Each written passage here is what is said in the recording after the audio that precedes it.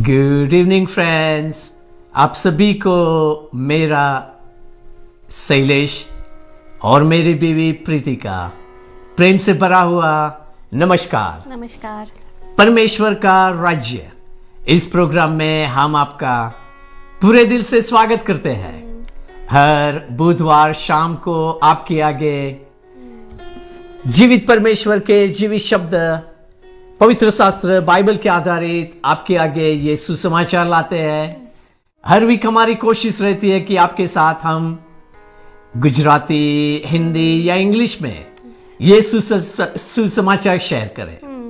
और हर वीक हमारी यही कोशिश रहती है कि ये वचनों द्वारा हम वो परमेश्वर को देखें जो परमेश्वर ने अपने आप को प्रकट किया है इस शास्त्र वचन के हर एक पेज के ऊपर। हर एक पेज हमें बताता है कि किस तरह से इतिहास में वो ही परमेश्वर ने आकाश, पृथ्वी, समुद्र और इसमें जो कुछ है सब कुछ उसने बनाया। हम वो देखते हैं कि वही परमेश्वर ने किस तरह से मनुष्य जात के साथ बात करता ही रहा। हम वो देखते हैं कि जो जो मनुष्य जन ने उसकी वाणी सुनी, उसको कैसा इनाम मिला, कैसा रिवॉर्ड मिला, किस तरह से उसका जीवन चंगा हो गया। और हम वो भी चेतावनी पाते हैं जो मनुष्य ये वचन की व्यवस्था से दूर गया, उसका क्या हाल होता है वो भी हम देखते हैं। तो आइए हर वीक हम इकट्ठे बैठ के इस वचन को खोलते हैं और वो परमेश्वर को देखना कोशिश करते हैं जो अनदेखा है। बिल्कुल सच, जो अनदेखा है वो परमेश्वर को हम देखने की कोशिश करते हैं, ये आंखों से नहीं मगर हृदय की आंखों से। और आई एम श्योर जो मैं कहना चाहता हूं आप अच्छी तरह से समझ गए होंगे कि किस तरह से हम कई चीज हमारे आसपास जो है उसको हम सिर्फ यही आंखों से नहीं देखते मगर हमारी हृदय की आंखों से देखते हैं। तो आइए इस वचन को हम खोलते हैं और देखते हैं कि परमेश्वर आप अदृश्य है मगर आपका काम इतना श्योर है कि आपकी हाजिरी हमारे आसपास जो सृष्टि है, हमारे आसपास जो कुछ है, सभी के द्वारा आपकी हाजिरी दिखाई देती है। तो परमेश्वर आपको जानने के लिए, आपको पहचानने के लिए आप हमें मदद करो। Sorry about that. तो आइए वही परमेश्वर को हम ढूंढते हैं, हमारे जीवन में उसके शब्द को आगे रखते हैं और यही वचन में से न तो हम दाहिने जाए न तो बाइने जाए मगर हमारी आंखें वही शब्द के ऊपर स्थिर रखे और इस जीवन में हम आगे बढ़े। तो आइए हम एक वचन खोलते हैं जिस वचन को हमने लास्ट वीक निकाला था और यही वचन को हमने थोड़ा सा गुजराती में लास्ट वीक हमने देखा था।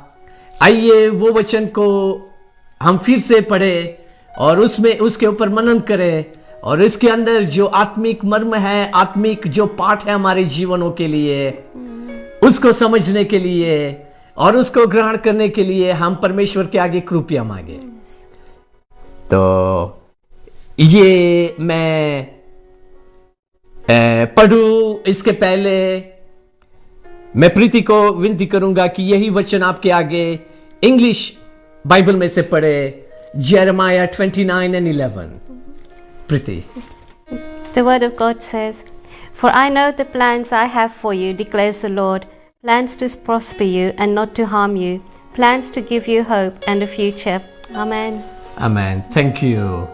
तो वो ही वचन हम जब हिंदी बाइबल में पढ़ते हैं, यिर्मयाह की किताब चैप्टर 29 एंड वर्स 11, इसमें लिखा है, क्योंकि यहोवा की यह वाणी है कि जो कल्पनाएं, जो इरादे, जो योजनाएं मैंने तुम्हारे लिए की है वो मैं जानता हूं। वो योजना, वो कल्पनाएं, वो हानि की नहीं है मगर वो आपके कुशल की है और आपको आशा देने के लिए, और मैं आपकी आशा पूरी करूंगा। तो ये यिर्मयाह 29:11 आधारित हमने देखा कि किस तरह से परमेश्वर की ये वाणी है। तो ये हम ये वचन को और हम जाने और उसके ऊपर मनन करें, उसके पहले मैं आपको एक उदाहरण देना चाहता हूं, क्योंकि कई बार ये जो स्वर्गीय रहस्य से भरे हुए ये शब्द है, हम हमारी दुनियाई दिमाग या बुद्धि से कुछ समझना हार्ड हमें लगता है। तो एक उदाहरण देना चाहता हूं कि हम सभी ने प्लेन में मुसाफरी की है। तो प्लेन में जब हम मुसाफरी करते हैं तो बस प्लेन में जाके हम बैठते हैं, बैठने के बाद हम सीट बेल्ट लगा देते हैं और फिर एयर होस्टेस या पायलट अनाउंसमेंट करता है कि ये प्लेन यहाँ से हीथ्रो एयरपोर्ट से निकलेगा और वो जगह पे जाएगा। और फिर प्लेन की शुरुआत होती है। प्लेन धीमे धीमे ऊपर चलने लगता है, उड़ने लगता है, और जैसे ही प्लेन ऊपर गया तो फिर दूसरी अनाउंसमेंट आती है कि आप आपका सीट बेल्ट खोल सकते हैं। और जैसा ही प्लेन ऊपर स्थिर हुआ तो सभी अपना अपना सीट बेल्ट निकाल देते हैं और कोई लोग चलने लगते हैं, आसपास चलते हैं। कई लोग वहाँ की फैसिलिटी यूज़ करते हैं, चाय जाने के लिए जाके चाय पीते हैं, पानी पीते हैं, कोल्ड ड्रिंक्स पीते हैं, वगैरह वगैरह, एक दूसरे के साथ बात करते हैं। तो ऐसा हमें दिखाई देता है जब प्लेन हवा में है, स्थिर हो गया है और बिल्कुल गति से वो चल रहा है। और फिर हम क्या देखते हैं कि वहाँ का वातावरण ऐसा, कई बार हमें लगता है कि यार ये प्लेन है कि कोई मार्केट जैसा है कि कोई किसी की परवाह नहीं करता, सभी आसपास चले जाते हैं, जोश जोश से बोलते हैं, और कोई आराम करता है, कोई सो गया है, उसकी भी किसी को परवाह नहीं है। और इस तरह का वो वहाँ का दृश्य दिखाई देता है। तो ये थोड़ी सी स्वतंत्रता जो पायलट और एयर होस्टेस ने दी, तो ये स्वतंत्रता में हम देखते हैं कि वो प्लेन का हालत बिगड़ जाता है और सभी कुछ चीज़ अस्त व्यस्त हो जाती है। और फिर क्या होता है, टाइम के बाद फिर अनाउंसमेंट आती है कि आप अपने सीट के ऊपर वापस चले जाओ, अपना सीट बेल्ट पहन लो, क्योंकि टूंक समय में आपका जो डेस्टिनेशन है वो आएगी। और फिर सभी बैठ जाते हैं, प्लेन लैंड होता है और फिर सब निकल जाते हैं। तब जब हम प्लेन की हालत देखते हैं अंदर से, तो ऐसी हालत लगती है कि सभी जगह सभी कुछ फेंका गया है, तकिया में से सारा फिलिंग निकल गया है, और ऐसा लगता है कि यहाँ बम फूटा हो, ऐसा वहाँ का दृश्य दिखाई देता है। तो ये कई पल यात्रियों ने वो स्वतंत्रता पाई, और वो स्वतंत्रता को कई लोगों ने उसका सही इस्तेमाल नहीं किया। तो ये रहा कि प्लेन की जो डेस्टिनी थी, जो डेस्टिनेशन था, वहां पे ही प्लेन लैंड हुआ। मगर ये शुरुआत से अंत तक के बीच के समय में लोगों ने स्वतंत्रता का अनुभव किया, मगर जहां से शुरू हुआ प्लेन और जहां लैंड हुआ, पायलट की इच्छा से वो हुआ। आप बोलेंगे कि शैलेश आपने ये क्यों बताया? तो ये हमारे जीवनों में ऐसा ही कई प्रश्न हमारे जीवनों में कई बार होता है कि लॉर्ड अगर आपका अस्तित्व है तो इस पृथ्वी में ये सब क्यों चल रहा है? ये सब गैर कानूनी काम, अंधाधुंधी, युद्ध, मारामारी, एक्सीडेंट, ये वो, खून खराबा, लड़ाई, ये सब क्यों चलता है? कई बार हम किसी को प्रश्न नहीं पूछते, मगर सिर्फ परमेश्वर के आगे हम हमारी उंगली को पॉइंट करते हैं कि लॉर्ड वेयर आर यू। तो आइए हम याद रखें कि परमेश्वर ने न तो हमें मशीन बनाया है कि एक ही जगह पे स्थिर रह के वो मशीन अपना काम करेगा। मशीन में कोई स्वतंत्रता नहीं है, इसलिए जब उसको स्विच दबाते हैं चालू होता है, स्विच दबाओ बंद हो गया, उसमें कोई स्वतंत्रता नहीं है। मगर परमेश्वर ने हम मनुष्य को स्वतंत्रता से बनाया है, और आइए हम ये स्वतंत्रता में उसका गैर फायदा न ले, क्योंकि हमारी स्वतंत्रता कई बार हमें हमारी गुलामगिरी में वो बदल देता है। हमारी स्वतंत्रता कई बार हमारी गुलामगिरी बन जाती है, और इसीलिए तो हम हमारे बेटे बेटियों को जब बाहर जाते हैं तो हम कई कई सूचना उसको देते हैं, बेटा ध्यान रखना, जहां भी जाना है जा, मगर be careful, drive slowly, come back home on time, ऐसा मत करना वैसा मत करना। तो सभी स्वतंत्रता के पीछे भी हम कुछ रिस्ट्रिक्शन रखते हैं, क्योंकि हम हमारे बच्चों को प्रेम करते हैं।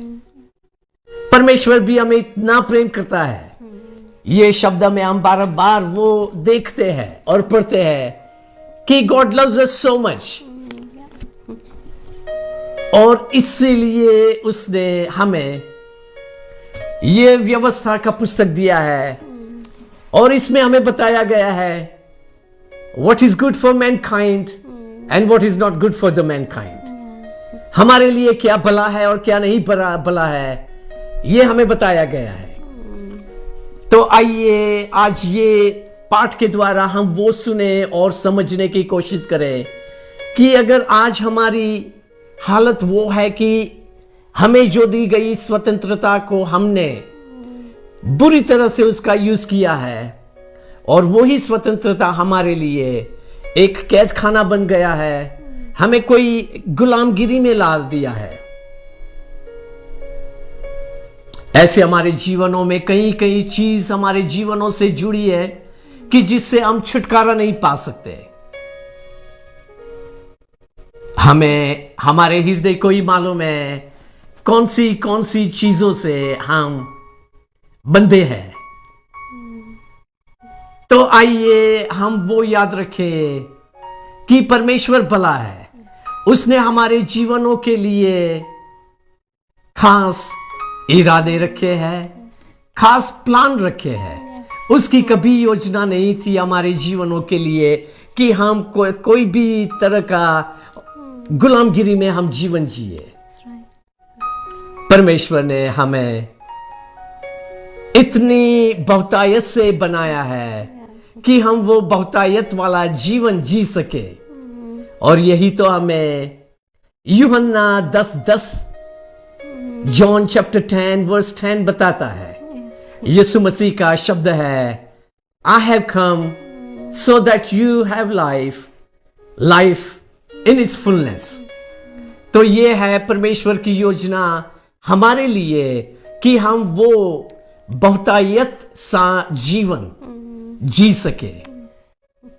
आइए आज हमारे हृदय को पूछे कि परमेश्वर मुझे मदद करो कि मैं किस किस चीज से बंधन में हूं। शायद वो शारीरिक बंधन नहीं मगर आत्मिक बंधन। हम याद रखेंगे, हमने कई बार देखा है प्रोग्राम में कि हम मनुष्य शरीर के द्वारा जीते हैं, मगर इसके अंदर शरीर के अंदर जो प्रेरणा देता है, हमारे अंदर जो इनविजिबल मशीन है, हमारे अंदर जो इनविजिबल प्रोग्राम है, वो है हमारा आत्मा। हमारा आत्मा जो कहता है फिर हम वो करते हैं शरीर द्वारा, और हमारा मन जो हमारा प्राण है वो विचार करता है और वो डिसाइड करता है कि मैं जो शरीर कहता है वो करूंगा या मेरा आत्मा जो कहता है वो करूंगा। तो ये है हमारे प्राण या हमारे मन का काम या उसका फंक्शन। तो आइए इस वचनों द्वारा हम एक आत्मिक जीवन जीने के लिए कोशिश करें, और ये आत्मिक जीवन में हम सब प्रथम प्रभु यीशु मसीह को सबमिट होते हैं, उसके आगे जाते हैं और बोलते हैं कि प्रभु मेरे गुनाहों को, मेरे अपराधों को आप माफ करो। और वही प्रभु यीशु मसीह के ऊपर हम विश्वास करते हैं कि मेरे अपराध और मेरे गुनाहों की सजा आपने कब से पा ली है क्रॉस के ऊपर, और इसलिए मुझे कोई भी सजा नहीं देनी पड़ेगी, सिर्फ मुझे आपके ऊपर विश्वास करना पड़ेगा। और इस तरह से यीशु मसीह के ऊपर हम विश्वास करते हैं, और वही यीशु मसीह को अभी मैं वहां ही रखूं, बाहर सिर्फ माइंड से सब कुछ सुन के और समझ के बाहर रखूं, या वही यीशु मसीह को मैं बोलूं कि यीशु मसीह मेरे जीवन में आओ, मेरे हृदय का और मेरे आत्मा का मालिक आप बनो। तो हम उसको अधीन हो जाते हैं, उसको समर्पित हो जाते हैं, और फिर हम यीशु के संग का एक नया जीवन जीते हैं। हर दिन हमारी वो कोशिश रहेगी कि मैं मेरी इच्छा से नहीं, मगर जो प्रभु को पसंद है उस तरह का मैं जीवन जीने के लिए कोशिश करूंगा। शायद अशक्य लगेगा, असंभव लगेगा, हार्ड लगेगा, मगर जब परमेश्वर की कृपया हमारे साथ होती है तो हमारी कठिनाइयों में भी उसकी कृपया के द्वारा सबसे हार्ड काम भी हम आसानी से कर सकते हैं, क्योंकि यही तो उसका वचन है कि माई grace works very mightily in your weakness. आइए हम हमारी वीकनेस में, हमारी कठिनाइयों में उसके आगे जाए और उसके आगे प्रार्थना करें। आइए मैं आपके लिए प्रार्थना करना चाहता हूं कि आज अगर हमारे जीवन में, आत्मिक जीवन में कोई भी बंधन है तो उससे हमें यीशु मसीह के नाम में हमें छुटकारा मिले। आइए प्रार्थना करते हैं। धन्यवाद हो प्रभु जी, आपको मान, महिमा, वैभव, गौरव, स्तुति, आराधना ये सब आपका है। आपका हम आभारी है कि आपकी दया और आपकी कृपा से आपने हमें हमारे पापों में से बाहर निकालने का रास्ता दिखाया, और यीशु मसीह के द्वारा हमारा आपने उद्धार किया। Thank you Lord. ओ परमेश्वर, मुझे मालूम है कि मैं कई बंधनों से बंधा था, मगर आपकी दया और आपकी कृपा के द्वारा मैंने छुटकारा पाया। ओ परमेश्वर, आज मैं ये सभी श्रोताजनों के लिए प्रार्थना करना चाहता हूं कि अगर ये भाइयों बहनों भी अगर आज कोई भी बंधनों से बंधे हैं, ओ परमेश्वर आपकी कृपा और आपकी दया ये सभी के ऊपर आए और वो बंधन टूट जाए यीशु मसीह के नाम में। वो आपके आगे मैं प्रार्थना करता हूं। ओ परमेश्वर, अगर हमारे मनों के विचारों में कोई बंधन है, ओ लॉर्ड, वो सभी बंधन टूट जाए, छूट जाए, और हम पूरे मन से, पूरे दिल से, पूरे प्राण से आपको भजन कर सके, आपकी स्तुति कर सके, आपको ढूंढ सके।